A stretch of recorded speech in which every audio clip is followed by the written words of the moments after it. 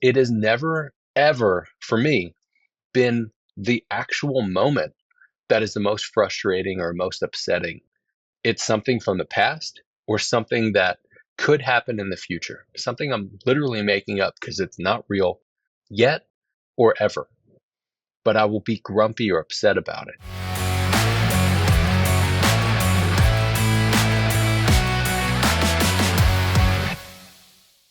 Hello, and welcome to the Mindset and Self Mastery Show. I'm your host, Nick McGowan. Today, I want to talk about something that I'm going through and something I've been working on with my mental health coach and an awareness that I've come to. When we think about being reactive to certain things, I don't believe they actually always come from the actual situation. I'm not trying to be ambiguous with this, so let me be kind of direct with it. There are times where I experience where I'm just kind of grumpy, not super fucking pleasant to be around. Those of you that have known me for a long time, you've experienced that. And I'm sorry, I'm working on it. I'm getting healthier and healthier every day. For those of you that don't know me, you may think, well, this guy's got his podcast and he's got a business and he's got this and got that. And he sure uses his fucking foul mouth every once in a while. All that's true. However, there's still times where I get grumpy or upset or frustrated. And there are times where I don't know why. It's just this grumpiness, this just being upset. There are times where I've realized that if I don't feel good in my skin, that I don't really feel good. And there are things that I've worked on with that. There have always been fluctuations in weight and things of that sort.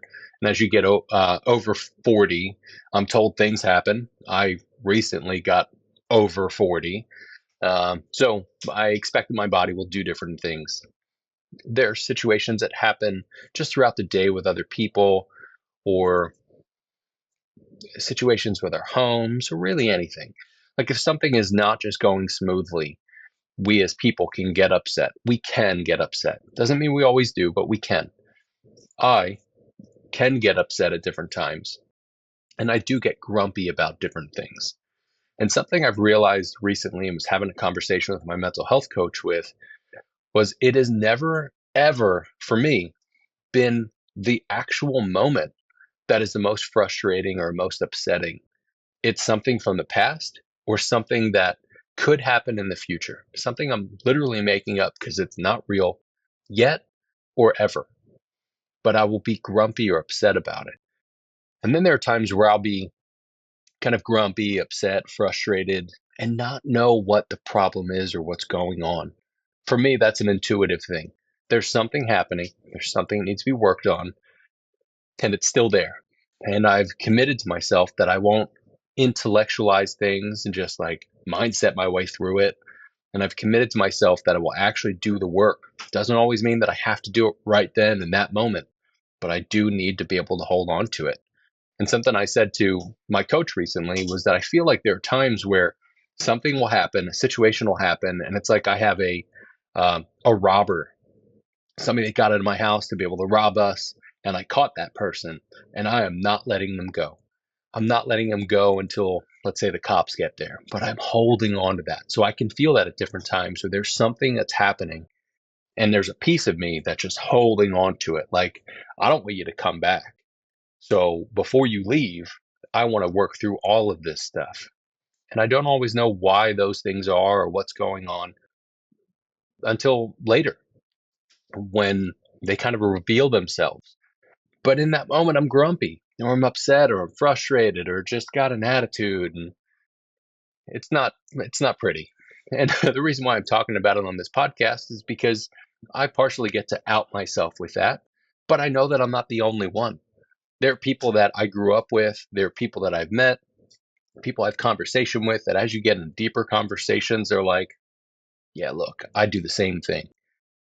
Maybe not the exact same way or the same flavor, but being able to understand that we do those things. We do need to understand where they came from, why they keep coming back, and what do we do with them. But the whole point of this episode is to be able to talk about just fucking being there in the moment, being able to be present, not be cheesy with it, not just making up bullshit that you're happy or excited about or gratituding your way through all of it. There's something to be said about being grateful But there's something to be said about lying to yourself about it. Like, yes, I'm grateful that I'm able to breathe. I'm grateful that I have coffee to drink. I'm grateful that I have fruit for breakfast. And I'm grateful that I have an iPad. I'm grateful for life. And yes, those are all things to be grateful for. And there's a lot more to be grateful for. But in those moments where you're grumpy and you're pissed and you're upset, or some variation of all of it, and you don't really know why, those gratitude things don't always help, because you're not, for me, I'm not trying to actually just appease it and just be grateful and just realize something and just change my mindset. I'm actually trying to fix the problem and figure out what the problem is. And sometimes I don't know what it is, at least at that moment. And that can make it more frustrating because I want to be able to fix it. But I can't actually just say time out to the entire world while I go try to fix that. So being able to be present and understanding that there are things that happen throughout the day and ebbs and flows and all of that, I think we also need to account for not just there's something else happening there or something that has happened in the past, but being able to figure out how does it directly correlate to what situation we're in right now. Let's break that down a little bit. If you wake up in the morning and you're just pissed off and you don't know why, it could be so many different things. I mean, you would know better than I would because of your own life. It could be your family, it could be work, it could be the temperature, it could be so many different things. But being able to understand why you feel a certain way towards something may not be the simple thought or fact of you just woke up on the wrong side of the bed, or you woke up with a kink in your neck and now it's messed everything else up. There are deeper pieces to that. So I want to break this out into something that I think all of us can use: our careers. No matter what you're doing, if you're a business owner, if you are a corporate worker, if you work in a factory job, if you're an influencer, no matter what you do, you're doing something with your days and you're trying to either make money or at least make a living and be able to do the things that you feel led to do. Or you may be doing things that you're told you need to do. And we're just going to clump those all together for now, because if not, that's a totally separate episode. Being able to look at the situations where you're at and understanding that you can get grumpy or you can get upset or frustrated at times, I want you to then think back through the different situations that have been very similar to that. Again, with your career. For me, I'm part owner of Choose Your Calling. I've had different jobs. I've had different companies. I've been partners in companies. I've tried my own thing. I've done different things here and there, all the way back to like, God, I guess grade school. I sold different random things.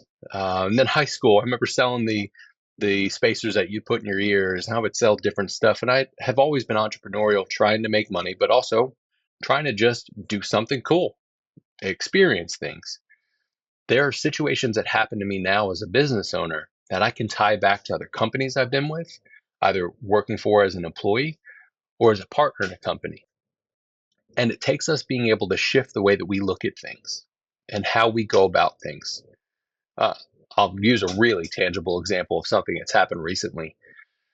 My sleep schedule can get thrown off at times, especially right now. We're traveling a lot, so being in different places, being in different time zones, all of that can be disruptive in a sense. If I actually follow what my body tells me to do, I'm pretty much going to stay up till 1, 2 o'clock in the morning.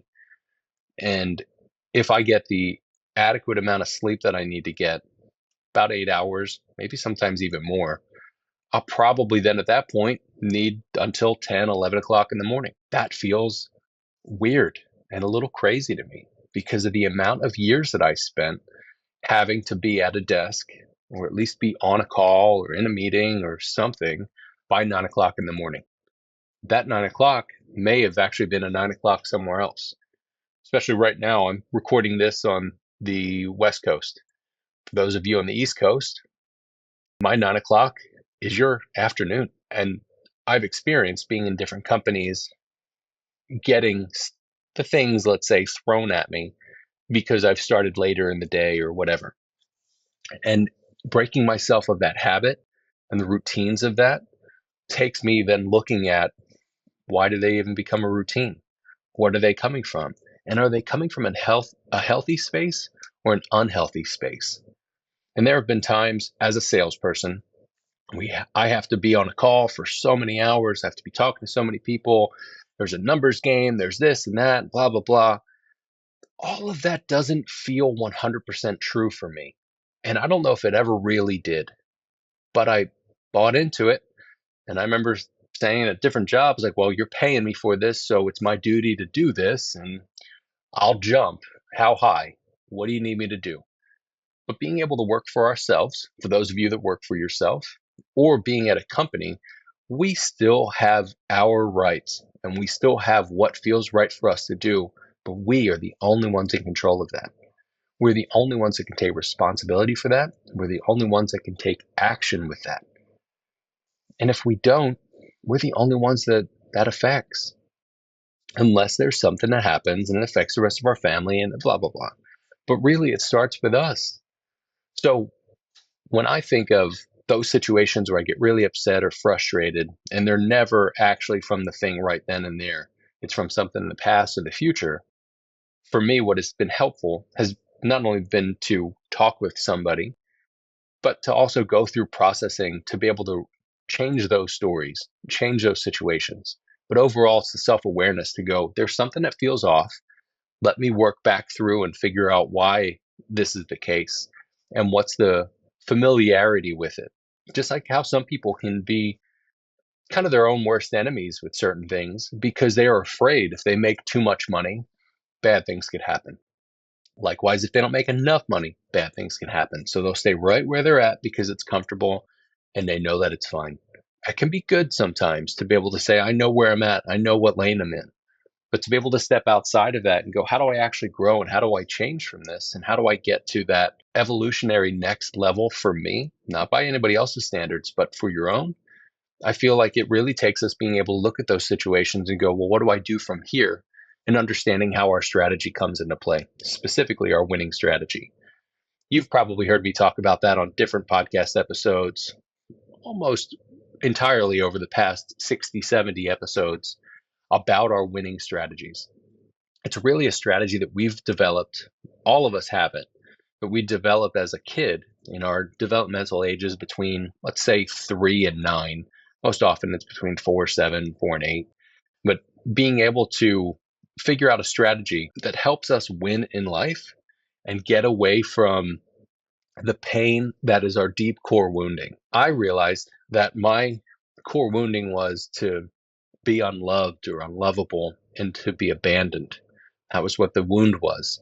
So I developed a strategy that I could not be abandoned, I could not be unloved because I would be the best at whatever I was doing and I would outperform other people and all those things, especially in sales. I would run circles around people, and if I didn't, I'd get really fucking pissed and upset and figure out how do I do it. And I had manipulated at different times, and I had tried to force numbers and try to force people into sell, buying something, or try to force other people that were on my team to sell things or whatever. Those are all toxic pieces of trying to keep that strategy in place. But we as people will get to a certain point where that strategy will no longer help us. In fact, it hurts us.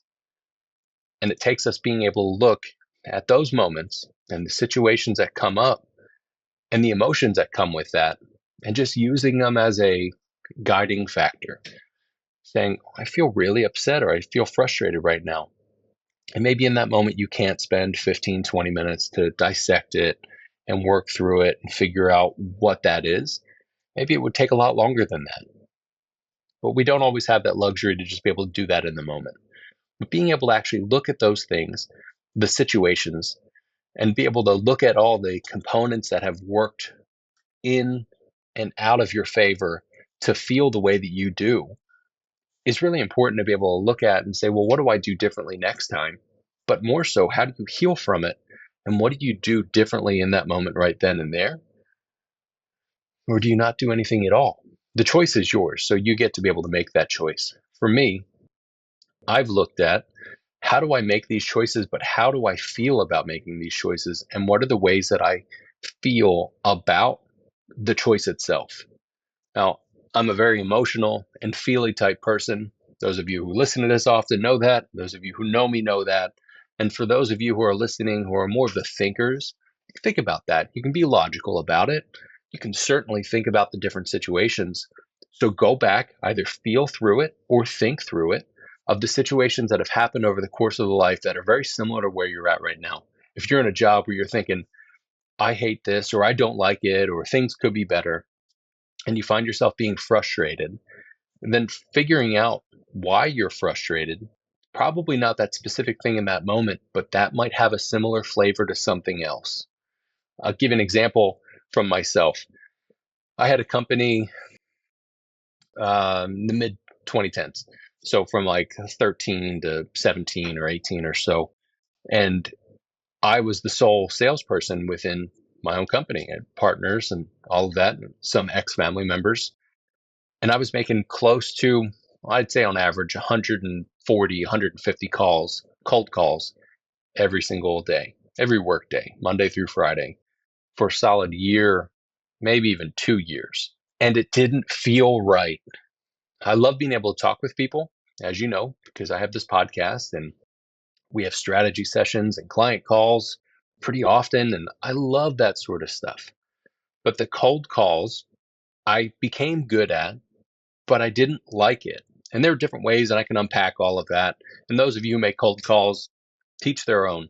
But I realized for me, that wasn't a thing that I wanted to do anymore and couldn't see myself out of it.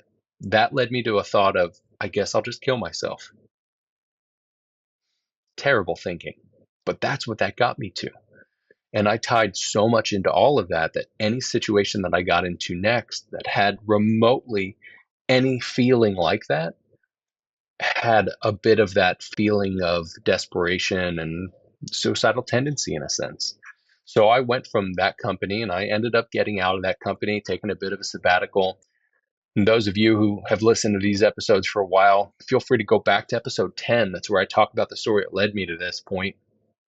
But there was a bit of time where I spent time away from working and figuring out what I wanted to do next. I didn't start another company after that. I got into a job. I took a job with a company as one of their sales leaders in one of their departments or divisions that needed to be grown. And I remember at one point, the chief revenue officer told me, I need you to make cold calls. And I felt every bit of my body just crunch up. And I stood my ground. I said, no, I'm not going to. I believe there's got to be a better way to go about it. And I figured out a better way to go about it because I decided I was not going to do that. I figured out a way to be able to not only bring in more money, but bring in better clients and not spend all that time just making cold calls. As a quick little side note, that guy had also said to me, maybe 2, 3 years into all of that, we're going to try cold calls again. And again, I told him no. And I said, you do it. You let me know how it goes. He and somebody else tried it for 2 weeks, got absolutely nowhere. And there was a part of me that felt vindicated by it. And I think I was a little bit of a jerk because I remember being like, so how did your calls go? And that was a dick move. But I felt empowered that I didn't have to do that. And looking at it now from a healthy perspective and years later, really what I was doing was saying, no, that does not align with me and I'm not going to do that. I'm going to look at something different. But there are still times now in my business now, while we're traveling around, we're making money, we're working with incredible companies, doing incredible things in this world, that I still have that pain and that fear at different times of how we're going to make more money. Do I have to make cold calls? Do I need to go do this? Do I need to go do that? So the reason why I bring that up is to be able to think about those situations that you're in that are frustrating to you. Take a little bit of a step back and take inventory. What are the other situations that happened that were even remotely similar that can then help you kind of put those pieces together to say, oh, this is why I feel this way, or this is why I'm thinking this way. This is why I have an aversion to it or whatever. And then you get to do something with that. Like if you can work through all of that and you get to the end of it and you go, oh, you know what? It's actually not that bad. And it does actually feel aligned to me. I just don't want to do it right now because I'd rather do something else or I'd rather go do this thing. Then that's a different topic to get into, but at least you then know. So if you're able to work through where you're at in the moment, why am I feeling this sort of way or what am I thinking this way for? Then you can start to unpack those other situations that have happened to be able to see the patterns that have laid themselves down to let you understand this is why this is this way and what you can do differently with it. The awareness that you can have from that and the guidance that can come from being able to look back at those things is separate from being able to hem and haw with the situations that happened before and think, oh my God, this was terrible. You you really want to be able to look at the situations and say, well, what can I do differently now? Or why did I feel that way? And why am I feeling this way now? And then figuring out what do you want to do from there. Again, I totally understand that that's not a thing you can pretty much always do right in that moment. And if you can do it within a nanosecond, beautiful. I'm still on my journey to be able to do that where I can figure things out within that moment, but I can also feel like it needs time to just kind of percolate and just simmer even and just kind of work its way through as I process through it. But then being able to have somebody to talk to or do some deep subconscious processing to be able to reframe that story and understand the pieces and components of it can be absolutely huge. So let me wrap this up. If you have different situations that happen where you get really upset, really frustrated, and you don't know why, but you feel like something's slightly off, I believe that's typically your intuition telling you, hey, there's something here, there's something going on, and that there's also typically something for you to work through or work on. Again, you don't have to do it in that moment, but to be aware of that and to say, well, it's probably not the thing right now, but it's something that happened in the past that I need to work through and I need to reframe. You can then start to look at that and figure out, is this something that I want to continue to do? Is this something I don't want to continue to do? And being in the present moment is a beautiful thing. It can be really difficult to do at times because of the way that we have learned things and the way that we interact with things. We aren't goldfish. We don't just have a 3-second memory. So we base things off of patterns and situations that have happened. But those patterns and those situations are just like our emotions. They're not going to hurt us in those moments unless we let them to. And it's really a warning and a guidance for us to be able to take those and do something with them. So my challenge to you is next time you feel like you're just kind of in a grumpy or frustrated headspace and you're doing something that kind of adds to that, pause for a second, pause for a few seconds and ask, why am I feeling this way right now? What am I thinking? And what are the things that have happened before? What can I do differently? So thank you so much for being on with me today, for being part of this. If you have any questions, I'd love to hear from you. I'd love to be able to help however I can. And I hope this is helpful.